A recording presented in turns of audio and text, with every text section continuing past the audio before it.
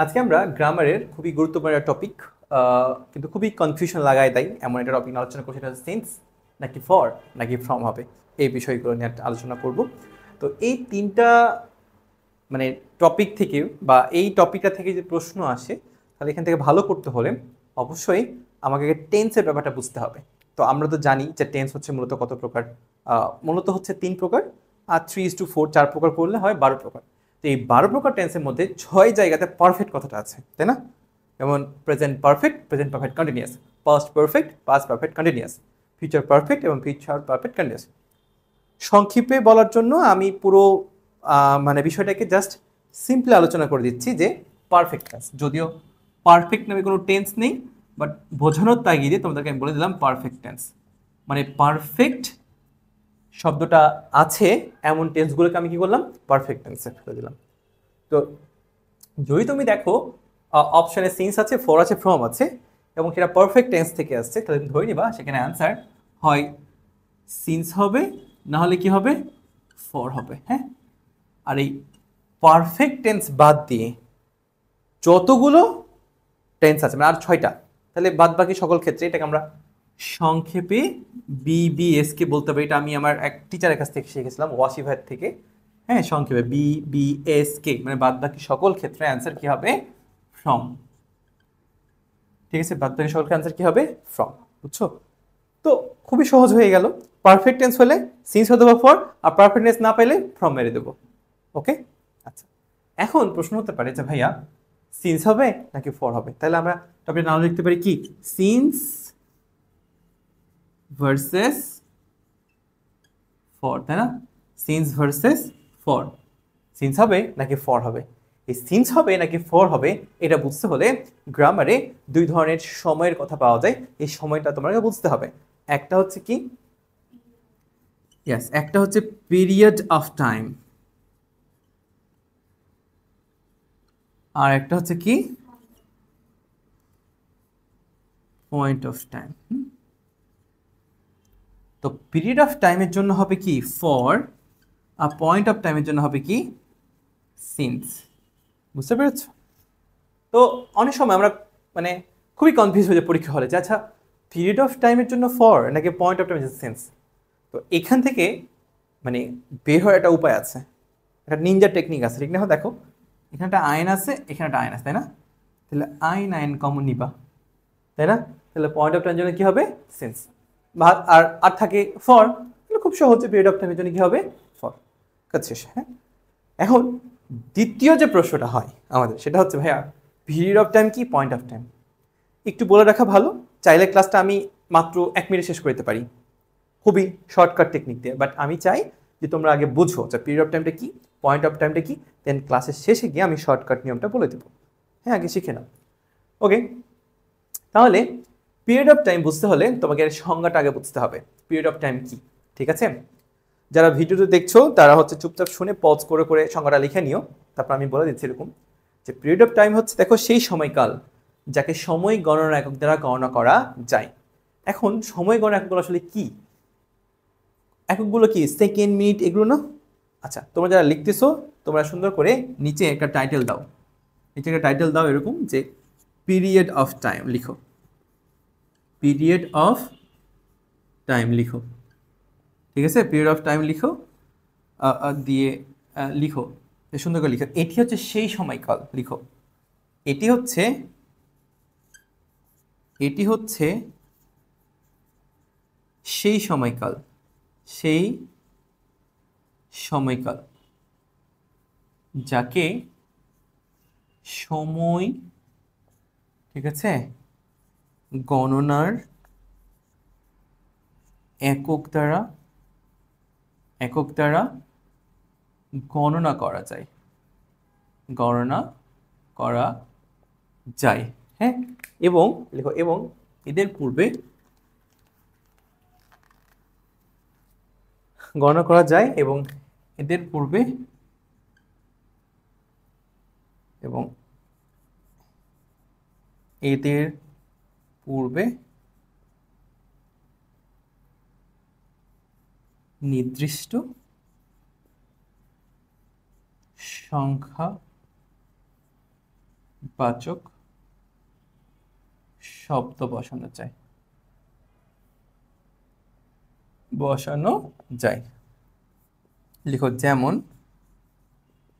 যেমন, যেমন লিখো, ছোট থেকে বড় লিখবা, সেকেন্ড, ঠিক আছে, মিনিট, তারপরে কি হয়, আওয়ার, তাই না, মিনিট, আওয়ার, ডে, ডে এর পর একটা ছোট হবে কি, উইক, তাই না, তারপরে কি হতে পারে, তারপরে হতে পারে মান্থ, তাই না, তারপরে কি হতে পারে, ইয়ার, তারপরে ডিকেড, ডিকেড মানে কত বছর, 10 বছর, এটা আমি ইউনিভার্সিটি পরীক্ষা ভুল করছিলাম, ডিকেড মানে 10 বছর, এটা 12 বছর মেরে আসছিলাম, তো ডিকেড মানে কি 10 ইয়ার্স, ওকে, তারপরে কি হবে, এরা, এরা মানে কি যুগ, তারপরে কি হতে পারে, সেঞ্চুরি, সেঞ্চুরি, বুঝতে পেরেছো, সেঞ্চুরি কত বছর, 100 বছর, রাইট। আচ্ছা, এখানে একটা ব্যাপার আছে বলি, যে এইগুলো না তোমাকে জিনিস খেয়াল রাখতে হবে, যে এই পিরিয়ড অফ টাইম লিখছি না আমরা, এই পিরিয়ড অফ টাইমগুলো আবার দুই প্রকার, বুঝছো, একটা হচ্ছে ডেফিনিট পিরিয়ড অফ টাইম, আর একটা হচ্ছে কি ইনডিফিনিট পিরিয়ড অফ টাইম। তো এখন থেকে যা বললাম, হ্যাঁ, মানে বক করলাম, এগুলো সবই হচ্ছে কি ডেফিনিট পিরিয়ড অফ টাইম, কি বলা হয় এটাকে, definite, definite, definite period of time, period of, এগুলো কি বলা হচ্ছে, ডেফিনিট পিরিয়ড অফ টাইম, বুঝতে পেরেছো, এগুলোকে বলা হচ্ছে কি ডেফিনিট পিরিয়ড অফ টাইম, তাই না। তাহলে আরেকটা বাকি থাকছে কি ইনডিফিনিট, এবার তাহলে কি শিখবো আমরা, ইনডিফিনিট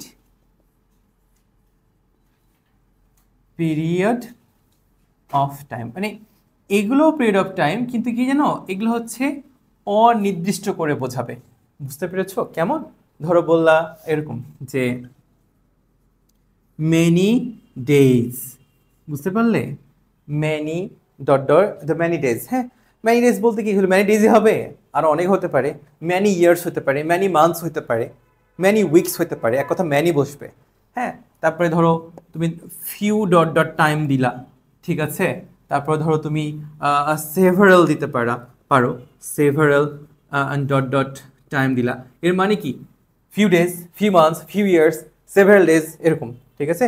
এছাড়া আরো অনেক আছে, কি জানো, যেমন দেখো এইচএস, হ্যাঁ, ইয়ার্স, এগুলো মানে কি জানো, বছরের পর বছর ধরে, এইচএস, ইয়ার্স, এরকম, ওকে।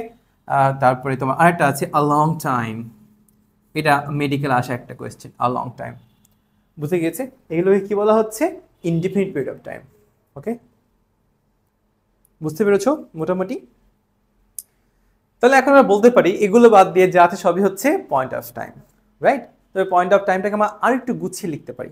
এবার তাহলে তোমরা সুন্দর করে একটা টাইটেল দাও, পয়েন্ট অফ টাইম, এগুলো আমি মুছে দিচ্ছি, এবং যারা ভিডিও দেখছো তাহলে একটা এসএস নিয়ে নিতে পারো, হ্যাঁ, একটা স্ক্রিনশট নিয়ে নাও, ওকে।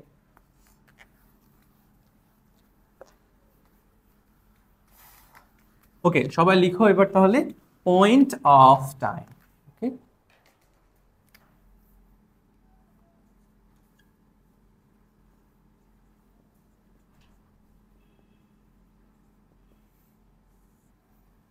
পয়েন্ট অফ টাইম, তাই না, তাহলে পয়েন্ট অফ টাইম কি হবে, লিখো, এটি হচ্ছে সেই সময়কাল যাকে সময় গণনার একক দ্বারা গণনা করা যায় না, এবং এতে পূর্বে নির্দিষ্ট সংখ্যাপতি শব্দও বসানো যায় না, হ্যাঁ, লিখো,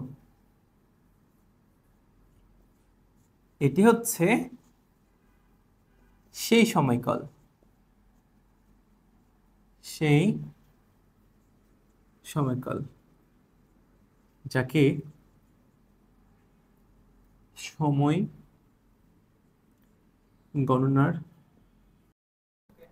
আবার বলছি দেখো, এটি হচ্ছে সেই সময়কাল যাকে সময় গণনার একক দ্বারা গণনা করা যায় না, একক দ্বারা গণনা করা যায় না, এবং এদের পূর্বে, সাধারণত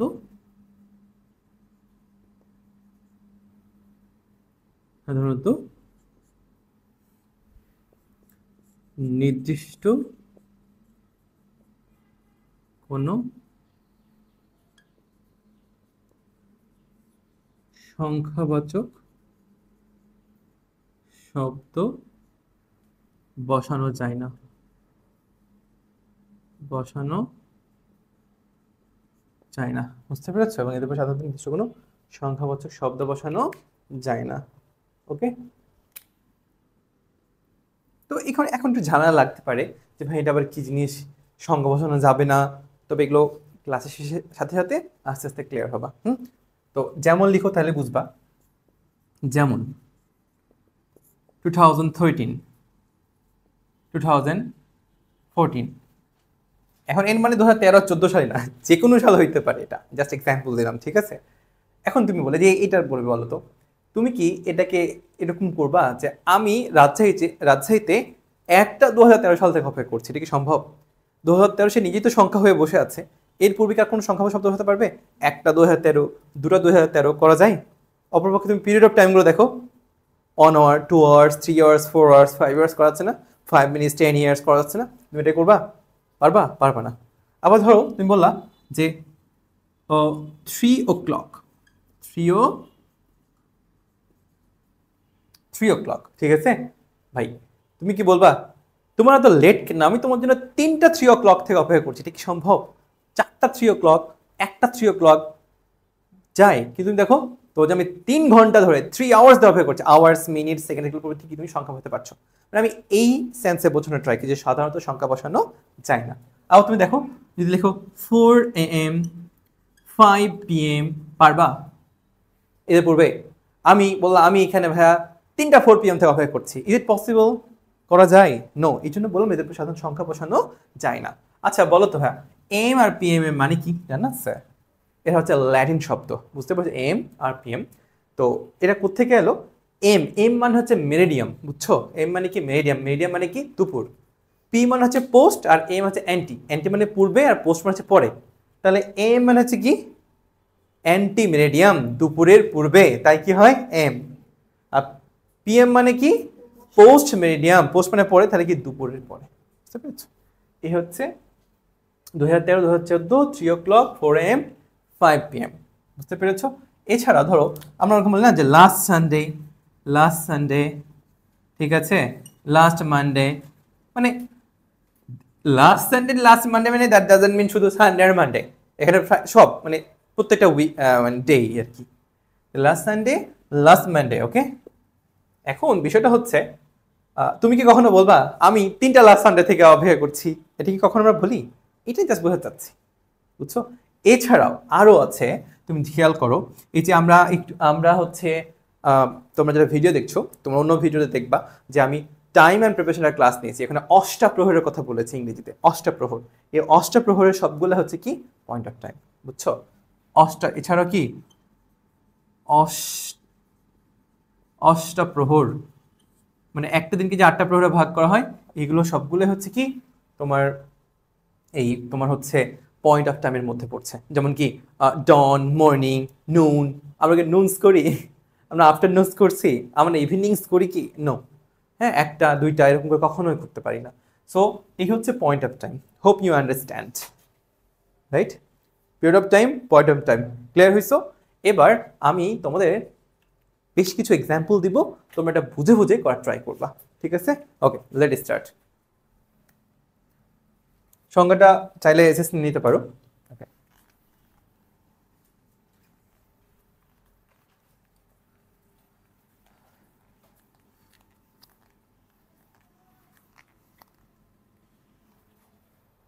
তাহলে এক্সাম্পলগুলো আমরা একটু প্র্যাকটিস করে নিই। হ্যাঁ, অপশনে কি হচ্ছে? 3টে আছে, সিন্স, ফর, ফ্রম। কোনটা কোনটা বসে বলবা, ঠিক আছে? দেখো, I have been living in America, sorry, I have been living in Rajshahi দেই, I have been living in Rajshahi dash 2013। আমি 2013 সাল থেকে রাজশাহীতে বসবাস করছি। ওকে, যদি এরকম বলি যে he has been living in Rajshahi dash ধরো বললাম 10 years, 10 years, ওকে। তারপরে দিলাম they have been living in America dash ages, okay. বছরের পর বছর ধরে তারা আমেরিকা বসবাস করছে, ওকে। I have been waiting for her, waiting for her dash বললাম dash 4 hours, okay. She has been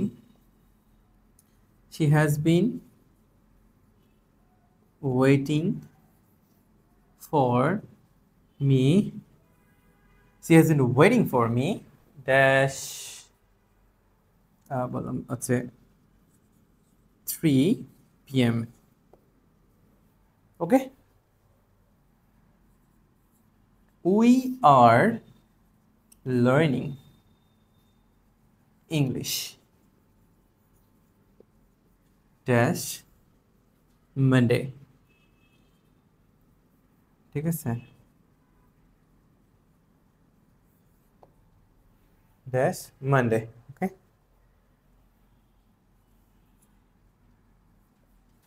He has been ill dash Friday last, 7টা হয়েছে। এদিকে অ্যাড করে লিখি I have been interested in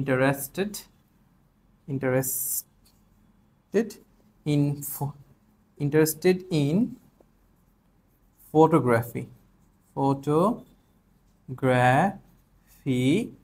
dash my childhood days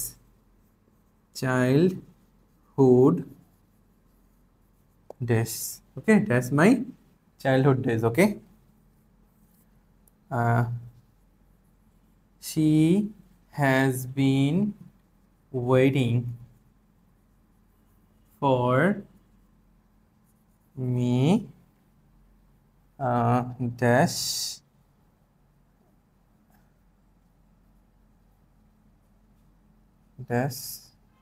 a long time, okay.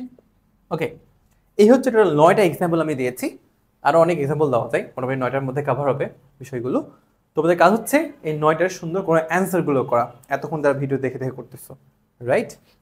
আচ্ছা, আমি জানি এটা তোমাদের খুব সহজ লাগবে এখন এই মুহূর্তে, করা উচিত অবশ্য। তবে এই যে আমি একটা কথা বলেছিলাম যে একটা নিনজা টেকনিক বের করা যেতে পারে। হ্যাঁ, আমি তো period of time, point of time না কথা বলছি ডিটেইলে, তাই না? এবার শর্টকাট, মাত্র এতক্ষণ যা বকবক করলাম তা 30 সেকেন্ড বা 1 মিনিটে কভার করা যেতে পারে। কীভাবে? এটা লিখো, তোমরা সবাই লিখো নোট, ঠিক আছে? নোট লিখো এরকম যে সকল এককগুলোর শেষে এস বা ইএস যুক্ত করা যায়, যে সকল এককগুলো শেষে এস বা ইএস যুক্ত করা যায় তাদেরকে পিরিয়ড অফ টাইম বলা হয়।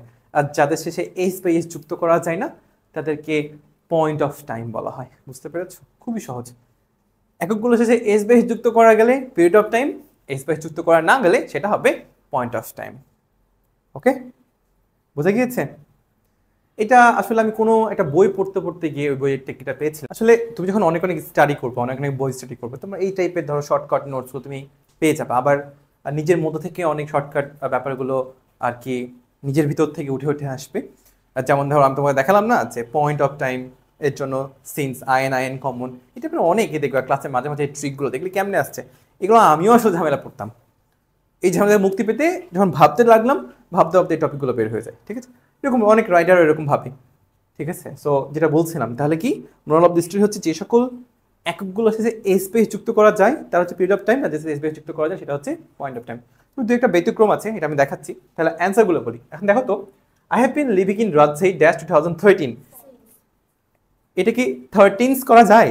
13s করবা, 2013s 14s করা যায়? এস যুক্ত করা যায় না, তার মানে পয়েন্ট অফ টাইমের জন্য কি হবে অ্যান্সার? সিন্স।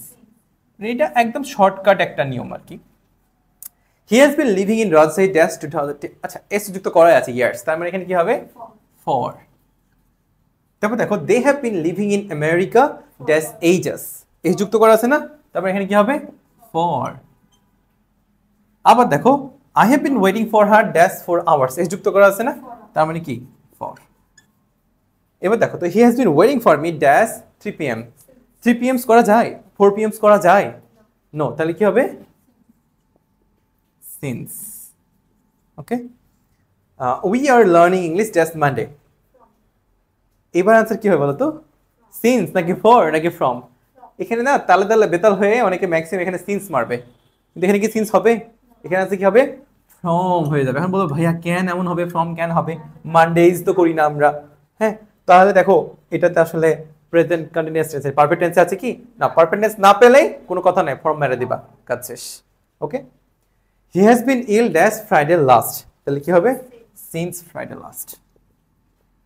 ওকে, এবার 8 নম্বরে আসো, I have been interested in photography dash my childhood days. এখন তোমাদের মধ্যে প্রশ্ন হতে পারে যে আচ্ছা ভাইয়া এখানে অ্যান্সার হবে এখানে সিন্স, তুমি বলতে পারো ভাইয়া আপনি তো একটু আগে বললেন যে এস বা এস যুক্ত করা গেলে সেটা পিরিয়ড অফ টাইম, তাই না? তাহলে ফর হতো। কিন্তু ভাইয়া এখানে একটা কাহিনী আছে দেখো, চাইল্ডহুড আর ডেজ, এখানে আসলে মূলটাকে ডেজ নাকি চাইল্ডহুড? চাইল্ডহুডটাই মেন না? আর চাইল্ডহুডস কি করা যায়, করি কি আমরা? I have been interested in photography dash my childhoods, করা যায়, করি কখনো? অফকোর্স না, চাইল্ডহুড তো একটাই চাইল্ডহুড, একটা মানুষের জীবনে একটা চাইল্ডহুড আছে। সো এখানে আনসার আমরা কি করবো? সিন্স। ওকে, এটা ব্যতিক্রম, ধরো ব্যতিক্রম মধ্যে রেখে দিল চাইল্ডহুড ডেজ, চাইল্ডহুডটা আসলে এখানে প্রাধান্য পাচ্ছে, তাই অ্যান্সার কি হবে? সিন্স। এবার দেখো হি has been waiting for me dash a long time, বলো ভাইয়া এ লং টাইমকে তো আমরা এজ দিতে পারি না, তাহলে এটা আমরা ক্যান করি। এটা দুটো ব্যাখ্যা আছে, প্রথমত এ বসানো আছে, এটা একটা সংখ্যা, আর দ্বিতীয়ত হচ্ছে ভাই ফর এ লং টাইম, এটা একটা নির্দিষ্ট ফ্রেজ, তৃতীয়ত এটা একটা ব্যতিক্রম। ওকে, আর এটা তো মেডিকেল আসছিল, সিন্স আ লং টাইম বলতে খুব সুন্দর লাগে, কিন্তু অ্যান্সার হবে না, কি হবে? For a long time. এই হচ্ছে তোমার টোটাল সিন্স ফর ফর্ম। আশা করি এই ক্লাসের মাধ্যমে তোমাদের সিন্স ফর ফর্ম নিয়ে একটা ইন ডেপথ ধারণা সৃষ্টি হয়েছে। ওকে, সো আজকে ক্লাসটা এখানে শেষ করছি। তোমাদের যদি আরো কোনো প্রশ্ন থাকে তোমরা কমেন্টে জানাতে পারো, অথবা আমাকে ইনবক্স করতে পারো হামদা ইংলিশ একাডেমির পেজে। তাহলে তোমাদের এরকম ঝামেলা লেগে যায় এমন টপিকগুলো থেকে অ্যান্সার পেতে, বা এমন টপিকগুলো ক্লাস দিতে হলে আমাকে অবশ্যই আমাদের পেজে ইনবক্স করবা, ইনশাল্লাহ আমরা এগুলো নিয়ে আবার ক্লাস দেবো। Okay, so that's all for today.